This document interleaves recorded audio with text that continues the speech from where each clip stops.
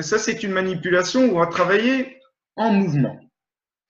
Donc, on a tendance à travailler dans l'état lésionnel. C'est-à-dire que si vous avez, à nouveau, bon, je prends l'exemple du sportif qui va shotter dans un ballon, il va se faire une déchirure des ischio-jambiers, eh bien, bon, on va peut-être pas aller jusqu'à la déchirure, hein, c'est tout simplement une contracture, et il va avoir une crainte à repasser dans cette amplitude quand il va revenir lors de son sport, lorsqu'il va devoir rechoter dans le ballon.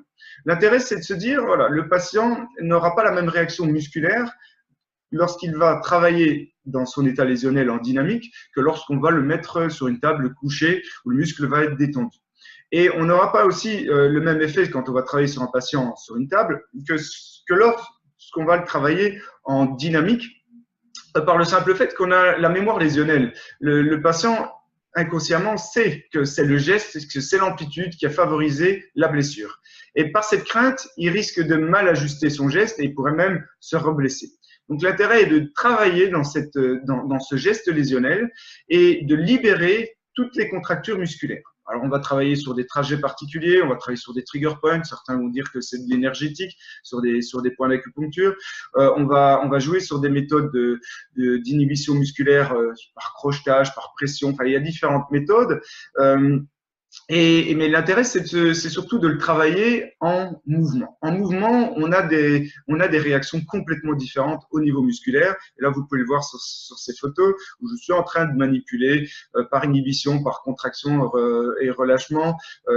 Sur certaines postures, on va pouvoir relâcher des muscles. Et on peut aussi travailler du superficiel au profond. Ça peut être très, très doux, où on ira plus vers des méthodes, entre guillemets, pour des personnes somato-émotionnelles, ou très profondes, lorsqu'on voudra lever des adhérences ou des fibroses et faire en sorte que les muscles retrouvent, entre guillemets, leur gaine de glissement, faire en sorte que les muscles puissent coulisser et ne pas être fixés. Alors l'intérêt de cette méthode, donc, c'est de respecter l'état lésionnel du patient. Évidemment, un patient qui a un problème en charge, en statique, on le travaillera en statique. Un patient qui vient vous dire j'ai des problèmes, plutôt des douleurs qui sont assises, eh bien on le travaillera en assis, et ainsi de suite.